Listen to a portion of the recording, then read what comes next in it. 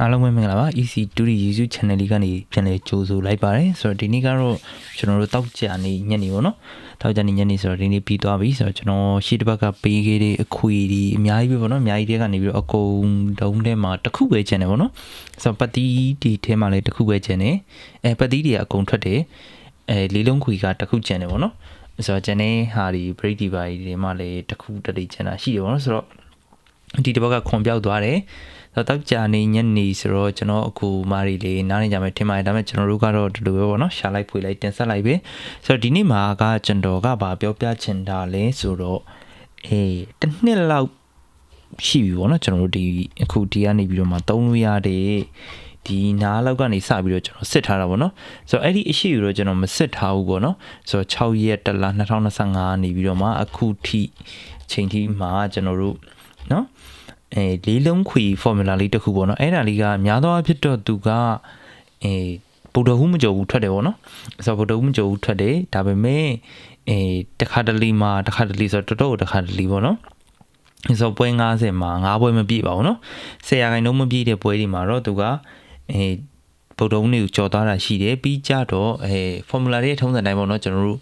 တခါတလေပြတ်တာလေးတော့ရှိတယ်ပေါ့နော်ဆိုတော့ formula ဆိုတော့ကတော့ပြတ်တဲ့သဘောရှိရပေါ့100ရာခိုင်နှုန်းမှန်တဲ့ formula ရှိလို့ရှိရင်လေကျွန်တော်တို့ကဒိုင်းနေဘေးထီအောင်စားတော့မလဲနော်ဆိုတော့အဲ့လိုပုံစံတော့ရှိတယ်ဒါဆိုလို့ရှိရင်ကျွန်တော်အဲ့ဒါလေးကိုပြောပြချင်တာဖြစ်တယ်အဲ့ဒါလေးကိုမပြောပြခင်မှာကျွန်တော်အမြဲတမ်းပြောနေတဲ့ဒါစုမွန်တူဒီပေါ့နော်စုမွန်တူဒီဆိုတော့စုမွန်တူဒီကဒါကျွန်တော်မျိုးသမီးပါပဲနော်ကျွန်တော်ကကတ်တီမထုတ်တဲ့ခါကျတော့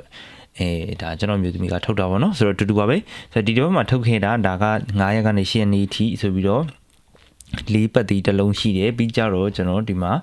နော်ကိုဘရိတ်နဲ့လေးဘရိတ်ဆိုပြီးတော့ဘရိတ်တစ်စုံထုတ်တယ်နောက်ထပ်တစ်ခုကကျွန်တော်လေးလုံးခွေဘူးပေါ့နော်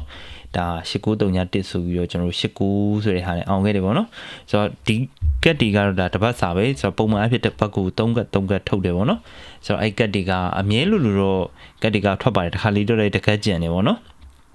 ်ဆိုတော့အဲ့လိုရှိပါတယ်ဆိုတော့ဒီကက်လေးတွေလည်းနောက်တစ်ပတ်ဒီမှာအားပေးလို့ရပါတယ်အားပေးခြင်းနဲ့ဆိုလို့ရှိရင် comment ထဲမှာ link အပြလေးရှိတယ်เนาะစာအပြလေးကိုနှိပ်လိုက်လို့ရှိရင်အမှစုံမ 2D ဘာညာပေါ့ဗျာเนาะဆိုတော့ကျွန်တော်ရဲ့ group ထဲဝင်ဖို့ link တွေလည်းရှိပါတယ်ပေါ့เนาะအဲ့ဆိုတော့ comment ထဲကစာအပြလေးရဲ့တစ်ဆင့်ဆက်သွယ်လို့ရပါတယ်နှိပ်ပြီးတော့ပေါ့เนาะဆိုတော့ဒါဆိုလို့ရှိရင်ကျွန်တော်တို့စောစောကိစ္စကိုပြန်သွားလိုက်မယ်စောစောကိစ္စကိုပြန်သွားလိုက်မယ်ဆိုတော့ကျွန်တော်တို့ကဒီမှာပေါ့เนาะတစ်နှစ်စာပေါ့เนาะတစ်နှစ်စာဆိုလို့ရှိရင်ကျွန်တော်တို့ကအားလုံးပေါင်းပွဲရည်အတွက်အဖြစ်55ပွဲပေါ့နော်55ပွဲဆိုတော့က59 58အဲ့လိုမျိုးတော့အတိအကျတော့မဟုတ်ဘူး55ပွဲဆိုတော့ကကျွန်တော်တို့ကဒီမှာဥမာအဖြစ်ဆိုလို့ရှိရင်ဘလူးရက်တွေမပါဘူးလေဆိုတော့ကျွန်တော်တို့ကဒီလိုမျိုးပေါ့နော်ဒီမှာဆို3ရက်ပိတ်ထားတယ်ပေါ့နော်ဆိုတော့3ရက်ပိတ်ထားတဲ့ပွဲတွေမပါဘူးပြီးရင်ဒီမှာဆိုလို့ရှိရင်လည်း3ရက်အဲ့လိုမျိုးပိတ်ထားတဲ့ပွဲတွေမပါဘူးဘလူးပွဲတွေထိပါတယ်ဆိုတော့1ရက်ပဲပိတ်ထားတဲ့ပွဲတွေထိပါတယ်ပေါ့နော်ဆိုတော့ဒီလိုတရက်ပိတ်တဲ့ပွဲတွေထိပါတယ်ပြီးကြတော့အဲ့တရက်ပိတ်တဲ့ပွဲတွေအပြင်ကိုမှကျွန်တော်တို့ကသူကယူတဲ့နေ့ရှိတာပေါ့နော်ဘယ်နေ့မှာဘယ် break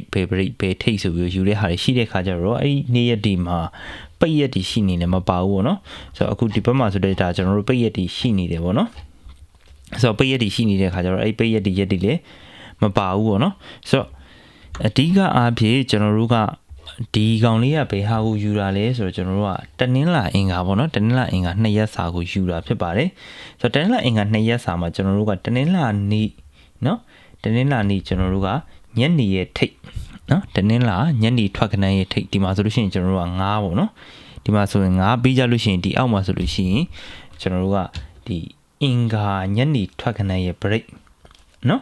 အင်္ဂါညနေ break အဲ့နှစ်ခုကိုပေါင်းလိုက်တာပေါ့နော်ပေါင်းပြီးတဲ့အခါကျတော့မှကျွန်တော်တို့ကအဲ့ဒါကိုအခွေအနေနဲ့ပြန်ယူတာပေါ့နော်ဆိုတော့ဒီမှာဆိုလို့ရှိရင်ကျွန်တော်တို့က9ဒီမှာဆို8နဲ့6နဲ့ဆို4ပေါ့နော်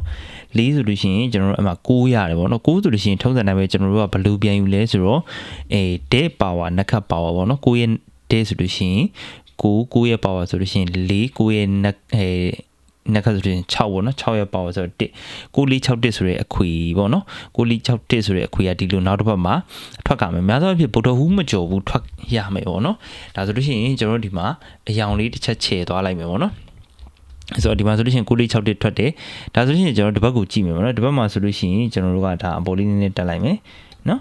ဆိုတော့အရင်သိသွားလို့ရှင်လည်းမမြင်ရမှာစိုးတယ်ပေါ့နော်ဆိုတော့ဒီမှာဆိုလို့ရှိရင်6ပေါ့နော်ဒီမှာဆို3ညပေါ့နော်6နဲ့3ညနဲ့ပေါင်းလိုက်တဲ့ခါကျတော့6ပဲရတယ်6ပဲဆို9 6 1ဆိုတော့ကျွန်တော်တို့အောက်မှာဒီမှာ96ဆိုတဲ့ခဏန်းလေးပဲပေါ့နော်ဒါဆိုလို့ရှိရင်ကျွန်တော်တို့ဒီဘက်ကိုသွားကြည့်မယ်ဒီဘက်ကိုသွားကြည့်လို့ရှိရင်ကျွန်တော်တို့က1ပေါ့နော်1ရဲ့အောက်က4နဲ့6နဲ့ဆိုတော့3ည1ပဲရတယ်1ဆိုတော့ကျွန်တော်တို့က1ရဲ့ပါဝါက6တရဲ့နက်က8ဆိုတော့1683ဆိုတဲ့အခွေရတယ်ပေါ့နော်အဲ့1683ဆိုတဲ့အခွေကကျွန်တော်တို့ဒီမှာ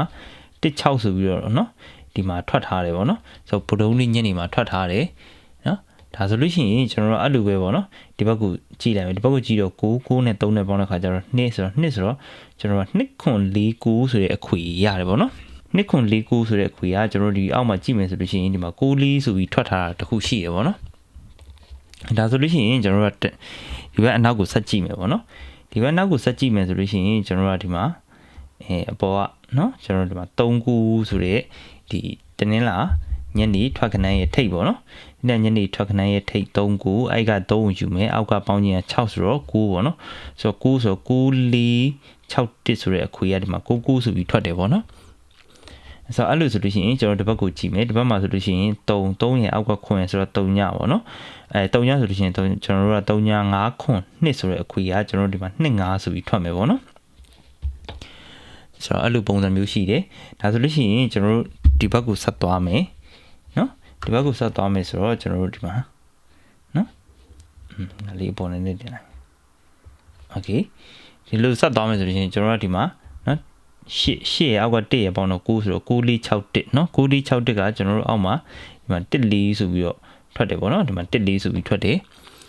ဒါဆိုလို့ရှိရင်ကျွန်တော်တို့ဒီဘက်ကိုကြည့်မယ်ဒီဘက်မှာဆိုလို့ရှိရင်အောက်က3ညအပေါ်က3ဆိုတော့3853ညပေါ့နော်3853ညဆိုတဲ့အခွေကကျွန်တော်တို့ဒီမှာ83ဆိုပြီးထွက်တယ်ပေါ့နော်ဒီလိုမျိုးအခွေတွေကတကယ်တမ်းကျတော့ဒါအဖိုးတန်တယ်ပေါ့နော်ဒီလိုမျိုးဟူးမှုကျော်အခွေကိုကျွန်တော်ကတစ်နှစ်စာလောက်ကိုပေါ့နော်ဟူးမှုကျော်အခွေကိုဒီလောက်တောင်မပြတ်တဲ့အခွေကိုရပြီဆိုရှင်ဘုန်းလင်းပြောရင်ဒါကျွန်တော်ရောင်းဆိုင်တတိဖြစ်တယ်ပေါ့နော်တကယ်တတိဖြစ်တယ်နော်ဒါပေမဲ့အဲ့လိုကျွန်တော်ကိုမှတွေကျွန်တော်စီနာနဲ့ပေါ့နော်ကျွန်တော်ဒါရှာပေးတာပေါ့နော်ဒါပေမဲ့လေပြောရင်ဟိုဒီဟာမှန်တယ်မမှန်ဘူးဆိုတော့ဘယ်သူမှမသိနိုင်ဘူးလေနော်အဲ့ဆိုအဲ့ဒီခါကျတော့ကျွန်တော်ဒီမှာတင်းနဲ့ဒါဆိုရင်ခွန်ပေါ့ဗျာနော်ခွန်ဆိုတော့ကျွန်တော်တို့ကခွန်235ပေါ့နော်ခွန်235ဆိုတဲ့အခွေခွန်235ဆိုတဲ့အခွေကဒီမှာတော့ကျွန်တော်တို့ကဗုဒ္ဓဟူနည်းနည်းကြော်သွားတယ်ပေါ့နော်ကြော်သွားပြီးတော့အောက်မှာခွန်ဆိုပြီးတော့ထွက်တယ်ဒါဆိုလို့ရှိရင်ကျွန်တော်ဒီဘက်ကိုဆက်သွားမယ်နော်ဒီဘက်ကိုဆက်သွားမယ်ဆိုလို့ရှိရင်ကျွန်တော်တို့ဒီမှာ8နဲ့နော်အောက်က4နဲ့ပေါင်းတဲ့ခါကျတော့2ပေါ့နော်2ဆိုတော့2.49ပေါ့နော်2.49ဆိုတာကျွန်တော်တို့ဒီမှာခွန်ဆိုပြီးထွက်တယ်အဲ့လိုပဲကျွန်တော်တို့ကဒီဘက်ကိုကြည့်မယ်ဒီဘက်ကိုကြည့်လို့ရှိရင်ကျွန်တော်တို့ကဒီမှာကျတော့ပိတ်ထားတယ်ပေါ့နော်ဒီမှာတင်းလာနေပိတ်ရရှိတယ်ပေါ့အဲ့လိုပွဲမျိုးကြတော့ကျွန်တော်တို့ကယူလို့မရဘူးပေါ့နော်ဆိုတော့အဲ့ပွဲကိုကြော်လိုက်မယ်ဆိုလို့ရှိရင်ကျွန်တော်တို့ကဒီမှာနော်ဟိုကတိကတ်ယူတော့ရတာပဲဒါပေမဲ့မယူပြတော့ဘူးပေါ့နော်ဒီမှာခွန်နဲ့6နဲ့ဆိုတော့ကျွန်တော်တို့က3ပေါ့နော်3853ညာကကျွန်တော်တို့ဒီမှာ38ဆိုပြီးတော့မှဒီလိုထွက်တယ်ပေါ့နော်ဒါဆိုလို့ရှိရင်ကျွန်တော်ကမှအနေနဲ့ဒါအများကြီးပဲဗျာ like စစ်ကြည့်လိုက်လို့ရတယ်ပေါ့နော်ဆိုတော့တောက်ကြနေညနေဆိုတော့ကျွန်တော်ဗီဒီယိုလေးအများကြီးတော့ကျွန်တော်မလုပ်ကြတော့ဘူးနော်ဆိုတော့တချို့နေရာလေးတွေပေါ့နော် random လေးပေါ့အကြပန်းလေးကျွန်တော်တစ်ချက်စစ်ကြည့်လိုက်မယ်ဒါဆိုလို့ရှိရင်ကျွန်တော်တို့အခုဒီမှာဆိုလို့ရှိရင်28ပေါ့ဗျာနော်28ကနေပြီးတော့ကျွန်တော်တို့က2ကိုယူမယ်ပေါ့ဒီ28ကနေကျွန်တော်တို့က2ကိုယူမယ်ဒီ8ကိုဆိုတော့8ကိုကခွန်ခွန်နဲ့2နဲ့ပေါင်းတဲ့ခါကျတော့9ပေါ့နော်9 6 1ဆိုတော့ဒီမှာ6 1ဆိုပြီးထွက်တယ်ဒီမှာဆိုလို့ရှိရင်ခွန်ဒီမှာဆိုလို့ရှိရင်5ဆိုတော့2เนาะ2ဆိုတော့2ခွန်4ကိုဒီမှာ4ခွန်ဆိုပြီးထွက်တယ်ဒီမှာ3ဒီမှာ3ဒီက9နဲ့ပေါင်း2ဆိုတော့2ခွန်4ကိုခွန်2ဆိုပြီးထွက်တယ်ဒီမှာဆိုလို့ရှိရင်ကျွန်တော်တို့က8နဲ့5နဲ့8ပေါ့နော်8နဲ့အောက်က8နဲ့ဆိုတော့6ပေါ့နော်ကျွန်တော်တို့ကအဲ့ဒီပွဲမှာကျတော့ကျွန်တော်ဒီအောက်မှာပိတ်ရက်တွေတော့ရှိတယ်ပေါ့နော်ပိတ်ရက်တွေရှိတဲ့ပွဲမျိုးဆိုလို့ရှိရင်တော့ဒါပြတ်တယ်ပေါ့နော်ဒါဆိုလို့ရှိရင်ကျွန်တော်တို့ဒီမှာလက်ရှိလက်တလောဖြစ်စဉ်ကိုကျွန်တော်တို့တစ်ချက်တော့ကြည့်လိုက်မယ်နော်လက်တလောဖြစ်စဉ်မှာဆိုလို့ရှိရင်ကျွန်တော်တို့ကဒီကောင်ကတော့3ရက်ပိတ်ထားတော့ကျွန်တော်ယူလို့မရဘူးပေါ့နော်ဆိုတော့ဒီနားမှာကျွန်တော်တို့ယူလို့ရတယ်ဘယ်လိုယူလို့ရလဲဆိုတော့ဒီမှာ9နဲ့3နဲ့ဆိုတော့8ပေါ့နော်8ဆိုတော့ကျွန်တော်တို့က83 16ပေါ့နော်8316ကကျွန်တော်တို့ဒီမှာ13လို့ထွက်တယ်ဒါဆိုလို့ရှိရင်ဒီမှာ3ပေါ့နော်3853ညာ3853ညာကျွန်တော်တို့ဒီမှာ35ဆိုပြီးထွက်တယ်ပေါ့နော်ဒါပေမဲ့အဲ့ဒီခွေကကျွန်တော်တို့ဒီတစ်ပတ်မှာဒီမှာတိုင်းလာနေပိတ်ထားတယ်ပေါ့နော်တိုင်းလာနေပိတ်ထားတဲ့အခါကျတော့ယူလို့ကမရဘူးပေါ့နော်ယူလို့ကမရတဲ့အခါကျတော့အဲ့ဒီအစာကိုကျွန်တော်ကဘာတစ်ခုထပ်ပြီးတော့ရှာပေးလိုက်လေဆိုတော့ကျွန်တော်တို့ကဒီပေါ့နော်သူကလည်းနည်းနည်းတူတယ်ဒါပေမဲ့ဒီကောင်က နည်းနည်းပေါ့နော်ဒီကောင်က58ပွဲမှာ45ပွဲပဲဗုဒ္ဓဦးမကြုံဘူးเนาะဒါပေမဲ့58ပွဲမှာ53ပွဲကတော့ထွက်တယ်ပေါ့နော်ထွက်တယ်သူ့ရဲ့58ပွဲမှာ53ပွဲထွက်တယ်ဆိုတော့92%ရှိတဲ့ formula လေးတစ်ခုကျွန်တော်အစားထိုးပြီးပေးခြင်းနဲ့အဲ့ဒီဟာကပါလေဆိုတော့ကျွန်တော်တို့ကဒီပေါ့နော်ကျွန်တော်တို့အင်္ဂါနေ့သူကနည်းနည်းတော့ခတ်တယ်ပေါ့နော်နည်းနည်းခတ်တယ်ဆိုတော့ကျွန်တော်လည်းကတိကသက်ရအောင်လိုက်ယူရအောင်ဆိုတော့အင်္ဂါနေ့နော်အင်္ဂါနေ့ရေတဲ့ကျွန်တော်တို့ကဒီညနေထိပ်ပေါ့နော်ညနေထိပ်ကိုနက်ခတ်ယူလိုက်တဲ့ခါကျတော့300နက်ခတ်ကခွန်း